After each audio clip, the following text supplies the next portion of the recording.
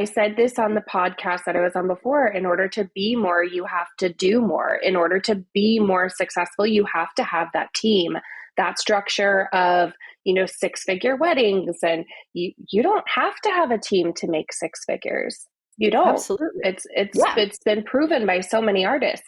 You don't have to constantly be leveling everything up. You can level things up internally with yourself. In my business, I have current short and long-term goals that I set for myself. And those are the benchmarks now of what I want in life and what I want from my business.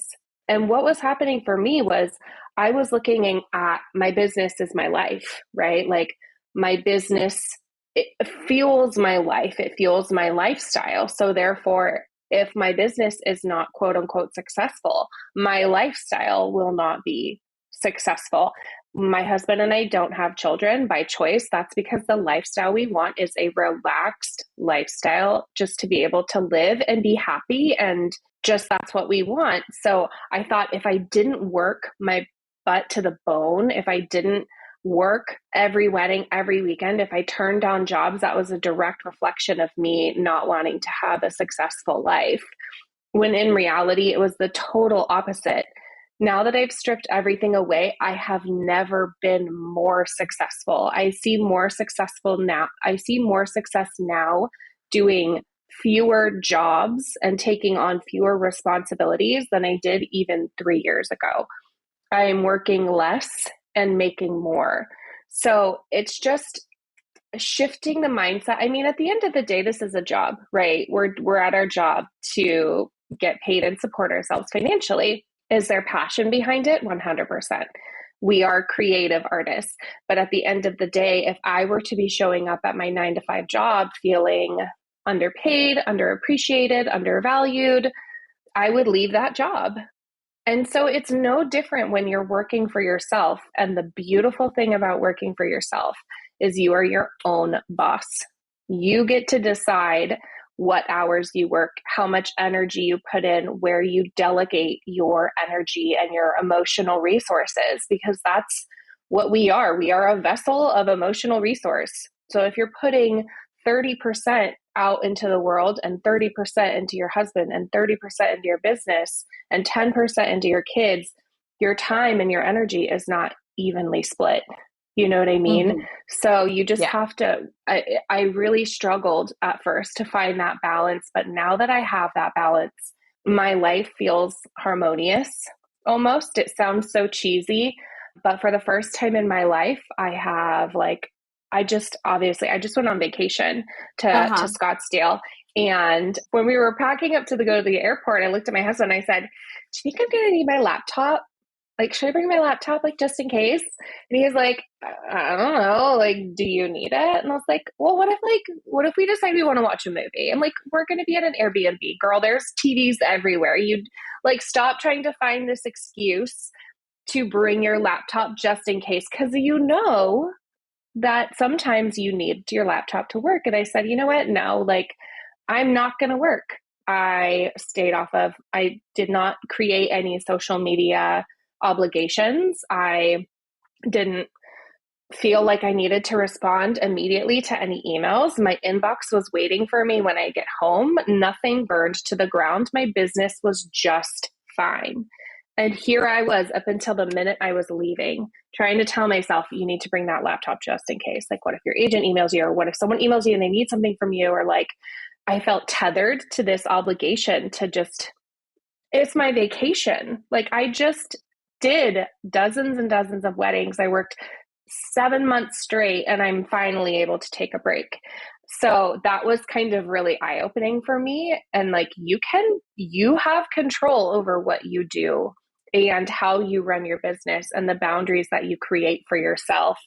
And that was a really good lesson for me, because it's very rare that I ever take a full chunk of time where I don't work, period. There was no work done whatsoever.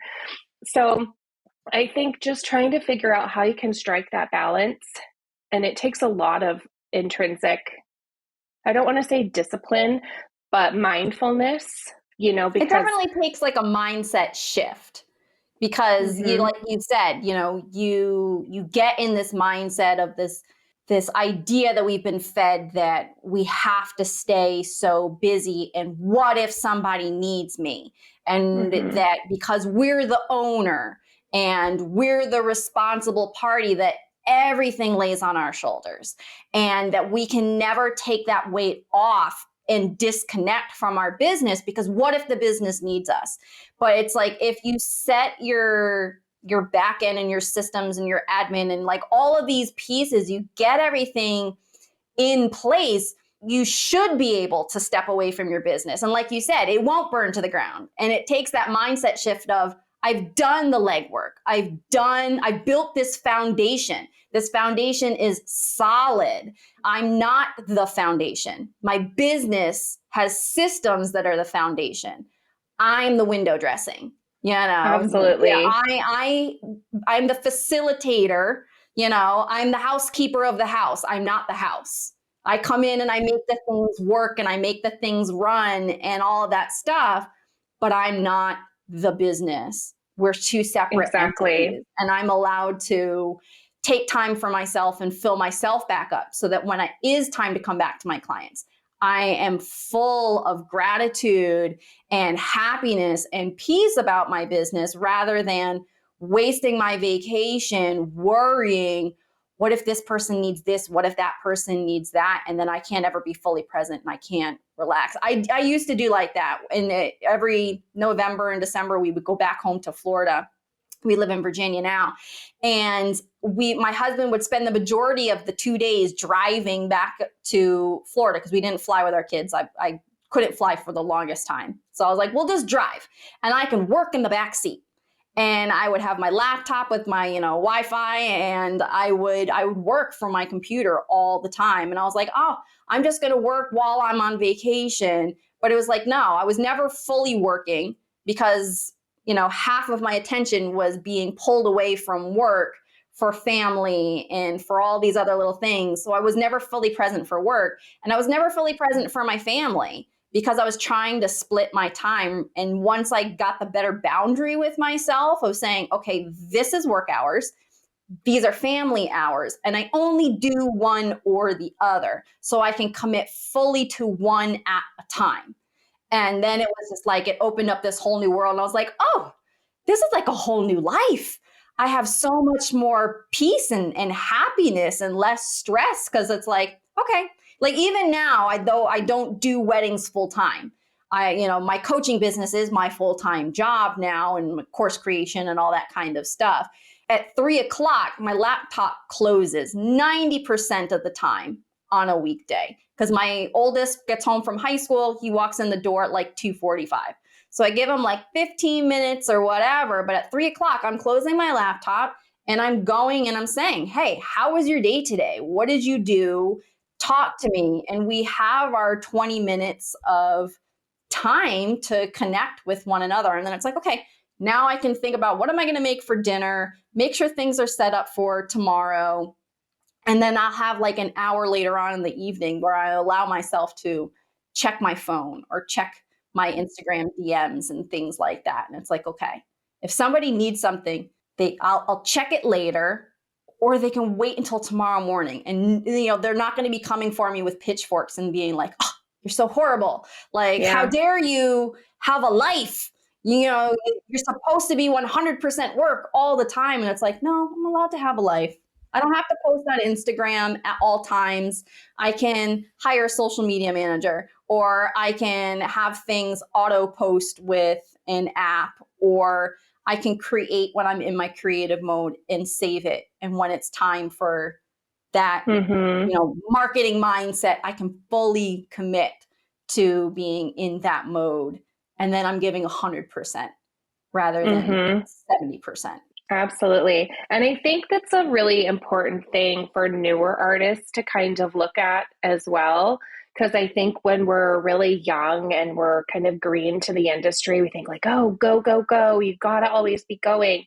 And I think having that kind of hunger mindset is amazing, really young in your career.